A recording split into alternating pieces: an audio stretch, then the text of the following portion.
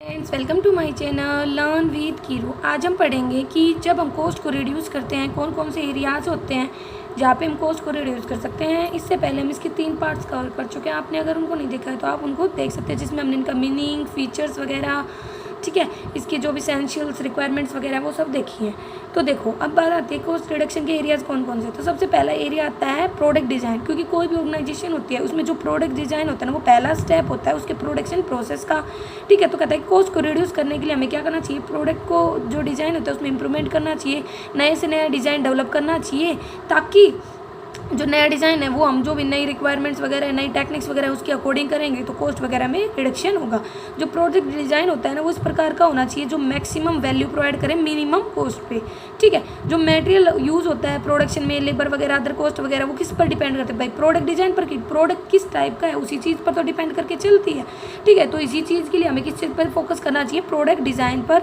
तो product design को देखते टाइम, उसको इंप्रूव करते टाइम हम किस चीज़ पर फोकस रखते हैं, 3 चीज़ों पर, मटेरियल कॉस्ट, लेबर कॉस्ट और स्टैंडर्डाइजेशन एंड सिंप्लीफिकेशन। तो मटेरियल कॉस्ट क्या होता है, देखो कोई भी प्रोडक्ट बना रहे हो उसमें मटेरियल तो लगेगा ही।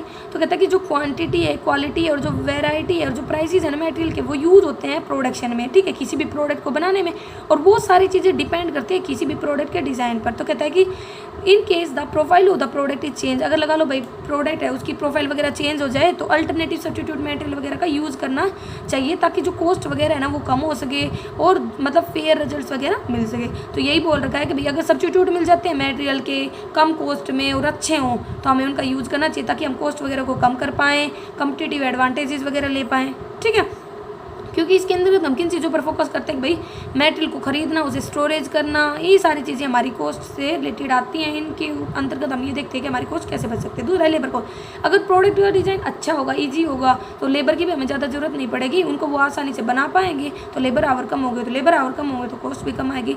स्टैंडर्डाइजेशन क्या होता है, स्टैंडर्डाइजेशन होता है कि मतलब किसी प्रोडक्ट को कैसे बनाया जाता है, भाई प्री डिटरमाइंड साइज़ क्या है, उसका मेजर्स क्या है, उसकी क्वालिटी क्या है, उसकी यूटिलिटी वगैरह क्या है। तो कहता है कि स्टैंडर्डाइजेशन में हम क्या करते हैं, सिंप्लीफाई करते हैं डिज़ाइन को, ताकि अवॉइड कर पाएँ भाई टाइप का मिसयूज़, प्रोफाइल, मटेरियल। ठीक है, तो ये सारी चीज़ें जब दूर होंगी तो कॉस्ट अपने आप खत्म हो जाएगी। तो एक टाइप सीखें तो इसके अंदर हम सिंपल मेजर्स को इंक्लूड करके चलते हैं प्रोडक्ट का। ठीक है, ताकि कैपिटल का अच्छा यूज़ हो, उसके लेबर का जो भी पावर्स वगैरह है उनका, और है ना कॉस्ट वगैरह प्रोडक्शन की वो कम हो सके। फिर दूसरा हमारा एरिया आता है प्रोडक्शन प्लानिंग। प्रोडक्शन तो कहता है कि जो प्रोडक्ट की प्लानिंग होती है ना, वो भी हमारी कॉस्ट को रिड्यूस करने में हेल्प करती है। कहता है कि जो प्रोडक्ट होता है उसमें क्या आते हैं भाई, उसकी क्वांटिटी कितना हम प्रोडक्शन कर रहे हैं, उसकी क्वालिटी, टाइम और कॉस्ट। तो कहते हैं इन चीज़ों पर अगर हम फोकस करते हैं, इनकी हम प्रॉपर प्लानिंग वगैरह करते हैं, तो हम क्या कर सकते हैं, इसकी जो भी कॉस्ट वगैरह होती है उसको मिनिमाइज़ कर सकते हैं, बेस्ट यूटिलाइज करके। ठीक है, तो देखो फिर बात आता है हमारे प्लांट लेआउट या फैक्ट्री लेआउट भी बोल सकते हो या आप इसको। ठीक है, तो इक्विपमेंट वगैरह। तो देखो फैक्ट्री मतलब भाई जहाँ पे हमारा बिजनेस इस्टेब्लिश है, जहाँ पे हम प्रोडक्ट को बना रहे हैं, वो सब। तो कहता है कि इस प्रोग्राम के अंतर्गत कहता है कॉस्ट रिडक्शन के थोरो स्टडी, मतलब डीप में स्टडी की जाती है जो भी फैक्ट्री का लेआउट वगैरह होता है। ठीक है, इसके लिए क्या किया जाता है कि क्या कोई पॉसिबिलिटी है फैक्ट्री के अंतर्गत कॉस्ट वगैरह को कम करने की, वेस्टेज वगैरह को रोकने की। तो इसमें देखो फैक्ट्री में क्या हो सकता है भाई, हमने फैक्ट्री में चेक किया क्या मशीनें अच्छे से काम कर रही हैं, या कोई जो टेक्निक नहीं आई है वो लगा लेना, या ये देखना आइडल टाइम तो ज़्यादा नहीं हो रहा है, या कोई भी काम के बीच में कोई एडल्ट वगैरह तो क्रिएट नहीं हो रही है। तो उन सबको देखा जाता है ताकि मैक्सिमम यूटिलाइजेशन हो सके, और जो भी बेकार की एक्टिविटीज़ है एडल्ट वगैरह उनको अबोलिश किया जा सके। इसमें ये भी देखा जाता है कि भाई जो भी लोकेशन है प्रोडक्शन डिपार्टमेंट की वो कैसी है, जो इक्विपमेंट वो यूज़ कर रहा है वो टाइम पर उसे मिले। ऐसा नहीं है कि प्रोडक्शन के लिए मटेरियल वगैरह, लेबर वगैरह या मशीनरी वगैरह पहुंचने में ही बहुत ज़्यादा टाइम लग जाए तो टाइम की कॉस्ट बढ़ जाएगी। तो इसीलिए बोल रखा है कि फैक्ट्री लेआउट भी आता है। फिर आता है factory organisation and production method, मतलब फैक्ट्री को कैसे ऑर्गेनाइज किया गया है कि कहते हैं जो भी बिजनेस ऑर्गेनाइजेशन होता है ना, उसमें कहते हैं गुड फैक्ट्री ऑर्गेनाइजेशन और हाई क्वालिटी एडमिनिस्ट्रेटिव सिस्टम है ना, वो हमारे प्रोडक्शन की जो कॉस्ट होती है ना उसको कम कर सकते हैं। कैसे भाई, देखो ऑर्गेनाइजेशन का स्ट्रक्चर हमने ऐसा बना दिया कि मतलब जो फैक्ट्री वगैरह उसका ऑर्गेनाइजेशन स्ट्रक्चर ऐसा है जो बहुत ज़्यादा डिफिकल्ट है, जिसको समझना, जिसमें एक्टिविटीज़ करना बहुत ज़्यादा मुश्किल। तो यही बोल रखा है कि जो ऑर्गेनाइजेशन की फॉर्म है, न्यू ईयर फॉर्म हमें बनानी चाहिए, लेटेस्ट मेथड वगैरह को यूज़ करना चाहिए प्रोडक्शन में। इसके लिए क्या क्या चीज़ें हैं, जैसे भाई क्लियर डेफिनेशन दो हर जो भी एम्प्लॉयज़ वगैरह उनकी ड्यूटीज़ की, ऑब्लिगेशंस की, एस्टैब्लिश करो suitable management information system, encourage करो एम्प्लॉयज़ को, सजेशंस वगैरह लो, कोऑर्डिनेट करो, कोऑपरेट करो, अलग अलग लेवल ऑफ मैनेजमेंट पे जो भी डाउट्स हैं उनके दूर करो, क्योंकि तभी हमारी कॉस्ट कम हो सकती है। लगा लो अगर एम्प्लॉयज़ को ये नहीं पता कि भाई हमें हमारे प्रॉब्लम वगैरह को सोल्व करने के लिए किससे कंसल्ट करना है, तो वो ही प्रॉब्लम सोल्व नहीं होंगी तो वेस्टेज वगैरह बढ़ेगी। सेलिंग एंड डिस्ट्रीब्यूशन किससे रिलेटेड होता है? अब देखो आपने प्रोडक्ट बना लिया, मार्केट में आप उसे सेल करते हो, तो आप किसका ये हेल्प लेते हो? एडवर्टाइजमेंट वगैरह की, मार्केट रिसर्च वगैरह की। तो यही आते हैं कि प्रोडक्शन प्रोसेस के अलावा भी जो टोटल कॉस्ट होती है उसमें हमारी सेलिंग एंड डिस्ट्रीब्यूशन कॉस्ट भी आती है। कहता है कि वो एक इम्पोर्टेंट पार्ट होती है, बहुत ज़्यादा बड़ा हिस्सा होती है हमारी टोटल कॉस्ट का, तो इसीलिए हमें उन पर भी ध्यान रखना चाहिए और उनको रिड्यूस करना चाहिए। तो देखो इसमें क्या क्या स्टेप्स, क्या क्या चीज़ें आती हैं भाई। देखो भाई, यूज़ करो फास्ट और development media selling and distribution के लिए, मार्केटिंग रिसर्च वगैरह करो, एप्लीकेशन और डेवलपमेंट मार्केटिंग मेथड, मतलब ऐसे मार्केटिंग मेथड को यूज़ करो जो बहुत ज़्यादा डेवलप है, फेमस वगैरह है। अबोलिश कर दो जो भी अननेसेसरी एक्सपेंसेस वगैरह हैं और एनालाइज करो डिस्ट्रीब्यूशन कॉस्ट वगैरह को। मतलब जी आप सामान भेज रहे थे और ऐसी एक्टिविटीज़ थी जिनका कोई यूज़ ही नहीं था, तो आप उनको हटा दो अपने जो भी आपका डिस्ट्रीब्यूशन चैनल वगैरह उससे। रिड्यूस करो ओवरहेड कॉस्ट। देखो ओवरहेड कॉस्ट क्या होती है? जो मतलब हमारी डायरेक्ट कॉस्ट के अलावा जो कॉस्ट होती है, ठीक है, जो हमारी डायरेक्टली प्रोडक्शन वगैरह से रिलेटेड नहीं होती। ये कहता है कि जो ओवरहेड कॉस्ट होती है उसको 3 पार्ट में बांटा जाता है, factory overhead, office and administrative overhead और सेलिंग एंड डिस्ट्रीब्यूशन ओवरहेड। तो इनको अगर हमें कंट्रोल करना है तो प्रॉपर कोऑपरेशन बहुत ज़्यादा जरूरी होता है ऑर्गेनाइजेशन के अंतर्गत अलग अलग लेवल्स पर। तो इसके लिए क्या क्या अटेम्प्ट्स किए जाते हैं? देखो इवेलुएट करो वर्क को, ताकि जो एम्प्लॉयज़ वगैरह हैं सफिशिएंट नंबर हमें लगा पाएँ, ताकि काम है ना वो टाइम पर पूरा हो जाए, ठीक है, और कोई भी मतलब डिले वगैरह ना हो या ज़्यादा एम्प्लॉयज़ भी ना लागू मतलब अपॉइंट किए जाए। Ability of good working condition, उन्हें अच्छी वर्किंग कंडीशन दी जाए एम्प्लॉयज़ वगैरह को, ताकि वो क्या हो भाई इनकरेज होंगे, प्रॉफिटेबिलिटी बढ़ेगी तो कॉस्ट वगैरह भी कम होगी। फिर कहता है कि मैक्सिमाइज करो मशीन वगैरह के यूज़ को, इक्विपमेंट्स वगैरह को एक प्लान मैनर में, प्रॉपर कंट्रोल वगैरह करो किसके ऊपर? एडमिनिस्ट्रेटिव एक्सपेंसेस वगैरह पे, लाइक पोस्ट, टेलीग्राफ, टेलीफोन वगैरह। इफिशिएंट और इकोनॉमिक मीडियम और डिस्ट्रीब्यूशन एस्टैब्लिश करो। फिर रहता है पर्सनल मतलब जो एम्प्लॉयज़ वगैरह से रिलेटेड हो गया, तो कहता है कि उनके ऊपर भी है ना हमें अच्छे से कंट्रोल वगैरह रखना है, उनको अच्छे से मैनेज करना है कि भाई जो लेबर कॉस्ट है उसको कंट्रोल करो, ठीक है, एम्प्लॉयज़ छोड़ के ना जाए ऑर्गेनाइजेशन, उन्हें अच्छी वर्किंग कंडीशन दो। देखो इसके अंदर यही सब आते हैं कि भाई गुड एम्प्लॉयज़ का सिलेक्शन करो, मतलब उनकी मेरिट्स वगैरह के अकॉर्डिंग हो जिसकी ऑर्गेनाइजेशन को ज़रूरत है। एडिक्वेट उन्हें ट्रेनिंग वगैरह दो, ट्रेनिंग बहुत ज़्यादा ज़रूरी होती है हर लेवल ऑफ एम्प्लॉयज़ के लिए, ताकि उन्हें ना नॉलेज वगैरह मिले और वो काम को ना बिना मिसयूज़ के अच्छे से कर पाए, बिना एक्सीडेंट वगैरह के। इंप्रूव करो वर्किंग कंडीशंस वगैरह। वर्किंग कंडीशन मतलब जिस इन्वायरमेंट में वो काम कर रहे हैं, अगर उन्हें अच्छी वर्किंग कंडीशन मिलेंगी तो वो अच्छे से काम कर पाएंगे, मोटिवेट वगैरह होंगे, ठीक है। गुड लेबर रिलेशन मतलब उनके साथ जो भी हमारे रिलेशंस वगैरह हैं वो अच्छे से एस्टैब्लिश करो कि मतलब वो स्ट्राइक वगैरह, लॉकआउट वगैरह करने से बचें, ठीक है, वो मोटिवेट रहें हमेशा कि हाँ भाई हमारी मैनेजमेंट अच्छी है, हमारे प्रॉब्लम को टाइमली चेक करती है, उनको सोल्व करती है, ठीक है। डिस्प्यूट्स वगैरह को कम करना। फिर रिडक्शन इन लेबर टर्न में क्या होता है कि जब एम्प्लॉयज़ हमारे ऑर्गेनाइजेशन को छोड़कर जाने लग जाते हैं, तो यही कह रखा है कि लेबर टर्नओवर किसी भी ऑर्गेनाइजेशन की इमेज वगैरह को, कॉस्ट वगैरह को बहुत ज़्यादा अफेक्ट करता है, इसीलिए उसको कम करना चाहिए, हमें एम्प्लॉयज़ को सेटिस्फाई करना चाहिए। फिर आता है फाइनेंशियल मैनेजमेंट। ये आता है areas of cost reduction programme के अंदर जो कॉस्ट होता है उसको रिड्यूस किया जा सकता है इफ़िशिएंटली यूटिलाइज करके फिक्स्ड और वर्किंग कैपिटल को, क्योंकि ना तो कम होनी चाहिए हमारी जो भी कैपिटल है रिक्वायरमेंट से, ना ज़्यादा होनी चाहिए, क्योंकि ज़्यादा होगी तो वो पैसा हमारे ऐसे पड़ा रहेगा और कम होगी तो हर्डल आएगी हमारी एक्टिविटीज़ वगैरह को पूरा करने में। तो देखो इसके लिए क्या क्या मेजर्स होते हैं भाई। यूटिलाइज करो फिक्स कॉस्ट को अच्छे से, कंट्रोल करो जो भी यूटिलाइजेशन है फंड का वर्किंग कैपिटल के लिए, फिक्स करो working capital requirement. Efficient utilisation of total invested capital, proper evaluate करो जो भी इन्वेस्टमेंट है न्यू प्रोजेक्ट वगैरह में, प्रॉपर सेलेक्ट करो जो भी अलग अलग सोर्सेज है फंड्स वगैरह के। इफेक्टिव कंट्रोल करो जो भी क्रेडिट सेल वगैरह है, भैया आपने उधार पर जो भी सामान बेचा है, क्योंकि ज़्यादा भी नहीं बेच सकते ना, सारा पैसा तो फिर उनमें वाइंड अप हो जाएगा, मतलब उन्हीं में बाउंड हो जाएगा, ठीक है। फिर है प्रॉफिटेबल इन्वेस्टमेंट ऑफ कैपिटल, ठीक है, ताकि ज़्यादा से ज़्यादा आप रिटर्न वगैरह कमा सको, ठीक है। अब हम पढ़ेंगे टेक्निक्स के बारे में। अगर आप पहली बार मेरे चैनल पे आए तो इसे सब्सक्राइब जरूर करें। टेक्निक्स कौन कौन सी हैं या टूल्स बोल सकते हैं, तो बहुत सारी टेक्निक्स यूज़ होती हैं कॉस्ट को कंट्रोल करने के लिए, ये अलग अलग है जिनके बारे में हम पढ़ेंगे। तो देखो सबसे पहले बोल रखा है कि वैल्यू एनालिसिस, कहते हैं वैल्यू एनालिसिस है ना, उसको हम एक टूल के रूप में यूज़ करके चलते हैं जो भी मटेरियल वगैरह की वैल्यूज़ होती हैं उनको कंट्रोल करने के लिए, ताकि प्रॉफिटेबिलिटी वगैरह बढ़े, ताकि जो हमारी कॉस्ट है वो कम हो, मिनिमम से मिनिमम हो। इसको हम कॉस्ट बेनिफिट एनालिसिस भी बोल देते हैं, क्योंकि हम करते क्या हैं, कॉस्ट को कंट्रोल करके चलते हैं, क्योंकि वैल्यू किसी भी प्रोडक्ट की वो वैल्यू होती है जो उसकी वर्थ को बताती है, जो मतलब एक कस्टमर रेडी हो जाता है पे करने के लिए। फिर स्वॉट एनालिसिस का भी हम यूज़ कर सकते हैं, क्योंकि इसके अंतर्गत हम क्या कर सकते हैं, इफिशिएंटली एलोकेट कर सकते हैं जो भी रिसोर्सेज वगैरह हैं, और उनका यूज़ जितना भी जरूरी है ना सिर्फ वही पॉसिबल यूज़ वगैरह देख सकते हैं। क्योंकि जो स्वॉट होता है उसकी फुल फॉर्म क्या है, strength, weakness, opportunity and threats, कि भाई ऑर्गेनाइजेशन की कैपेसिटी क्या है, क्या स्ट्रेंथ है, किस चीज़ को फ़ायदा उठा सकती है, उसकी क्या क्या अनफेवरेबल सिचुएशंस है, अपॉर्चुनिटीज़ होती हैं जो इन्वायरमेंट में चेंजेस हो, जो फेवरेबल हो किसी बिजनेस इन्वायरमेंट के लिए जिनका फ़ायदा हो, और थ्रेट्स होते हैं अनफेवरेबल चेंजेस। ठीक है, तो वो इस टेक्निक का यूज़ करके भी कॉस्ट को रिड्यूस वगैरह कर सकती है। वर्क स्टडी मतलब भाई काम कैसे हो रहा है उस चीज़ की स्टडी करना। कहता है कि जो वर्क स्टडी होता है ना उसमें जो स्टडी होती है स्टैंडर्डाइजेशन की और जो मेथड ऑफ वर्क की वो इन्वॉल्व होती है। इसके अंतर्गत जो सीक्वेंशियल और क्रिटिकल एनालिसिस होता है ना सारे फैक्टर्स का वो इंक्लूड होता है। मतलब भाई जितने भी फैक्टर वगैरह इन्वॉल्व हैं उनको हम एक सीक्वेंस में और क्रिटिकल एनालिसिस करके चलते हैं। कहता है कि ताकि सिलेक्ट कर पाए बेस्ट फैक्टर जो जरूरी होते हैं of all the available resources and more production at the lower cost, और ज़्यादा से ज़्यादा हम प्रोडक्शन कर पाए कम कॉस्ट पे, कम लागत में। ठीक है, तो यही होता है वर्क स्टडी के अंतर्गत कि जितने भी इंपॉर्टेंट फैक्ट्स होते हैं उनको इकट्ठा किया जाता है, प्रोडक्टिविटी वगैरह को बढ़ाया जाता है,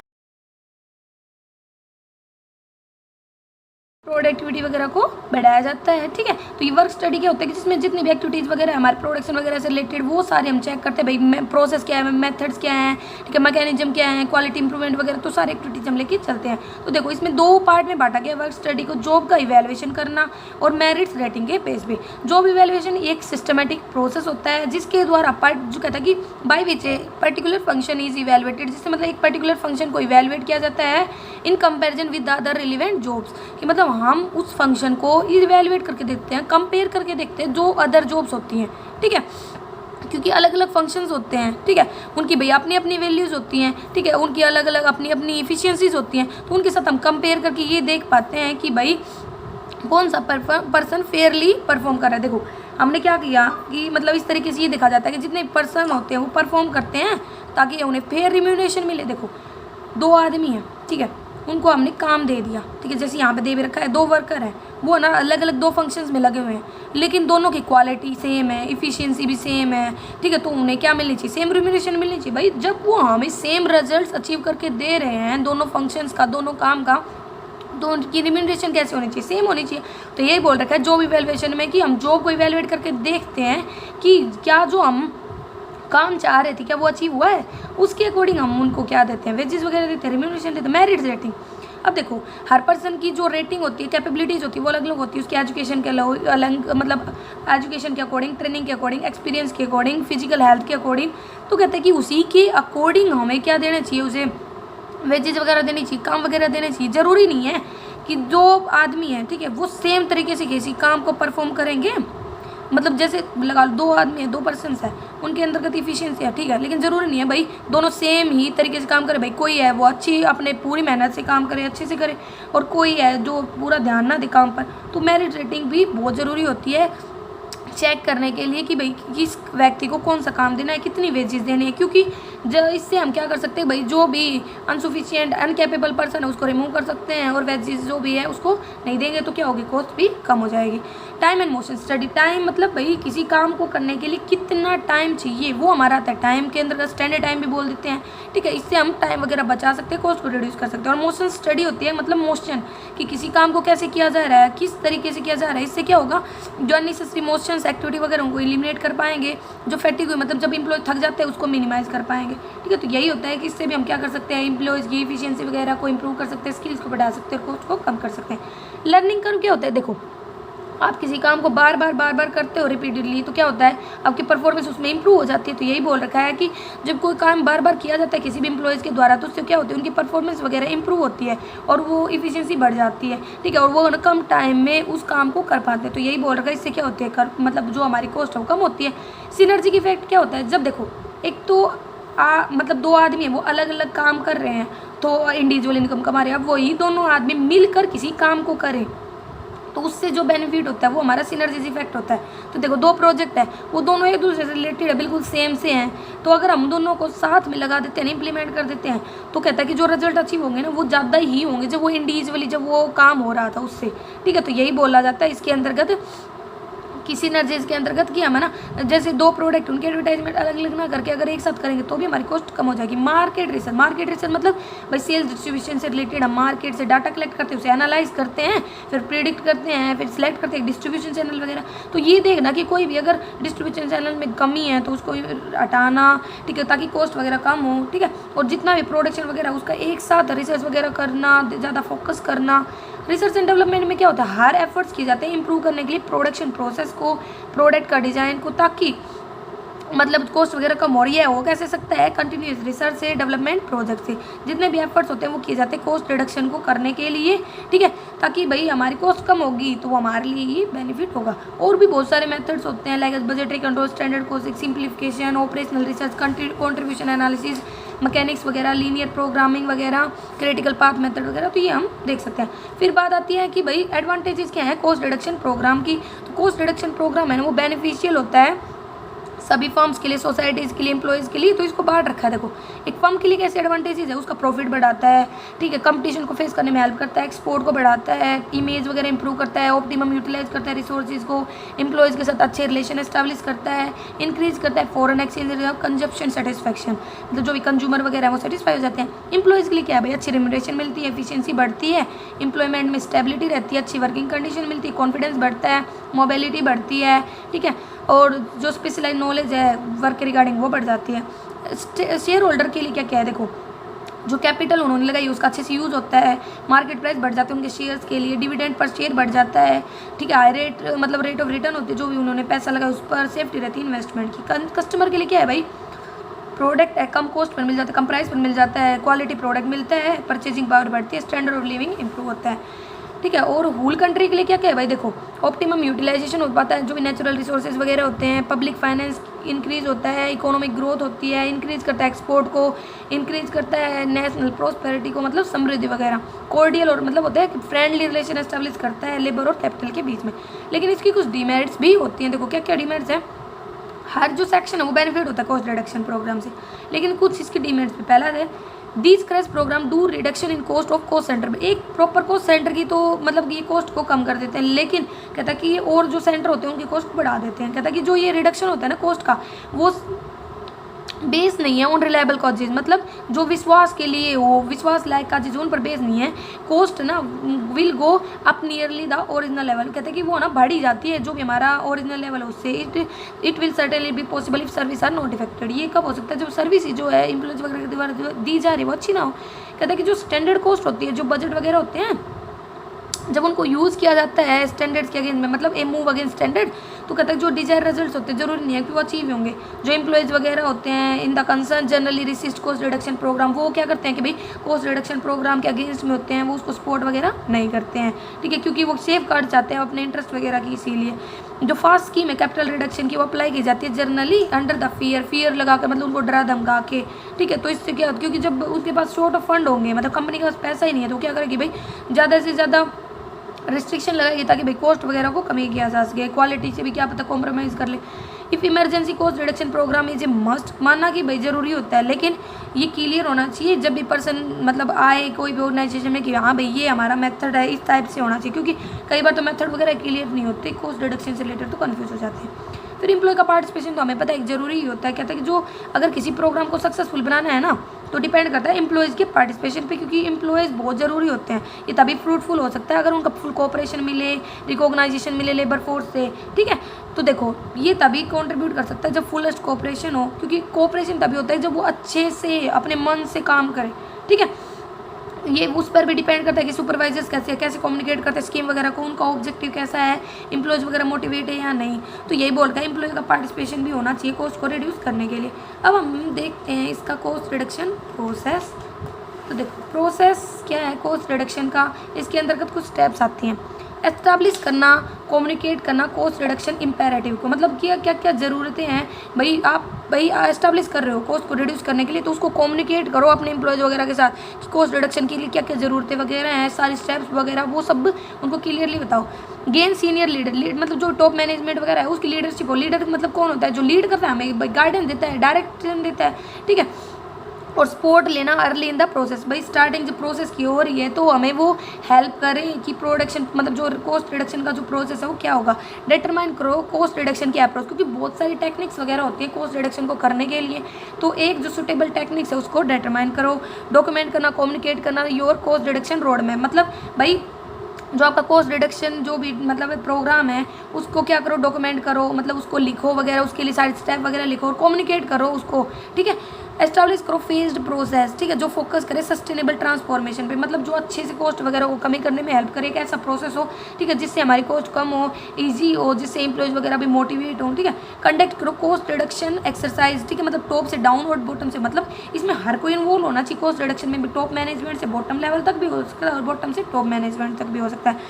इंश्योर करो long term sustainability and by building saving in budget and initiative in the business plan. देखो हमें पता है कि भाई जो हमारा कॉस्ट रिडक्शन है वो कैसे होना चाहिए, रियल होना चाहिए और परमानेंट होना चाहिए, तो यही बोल रखा है कि लॉन्ग टर्म सस्टेनेबिलिटी हो। कैसे हो सकता है भाई, सेविंग वगैरह हो बजट्स में, ठीक है, इनिशिएटिव वगैरह बिजनेस प्लान्स में, तो ऐसे हम इसको कॉस्ट को रिड्यूस कर सकते हैं। तो ये हमने इसका ओवरव्यू देखा है कि भाई हम कॉस्ट को रिड्यूस कैसे कर सकते हैं।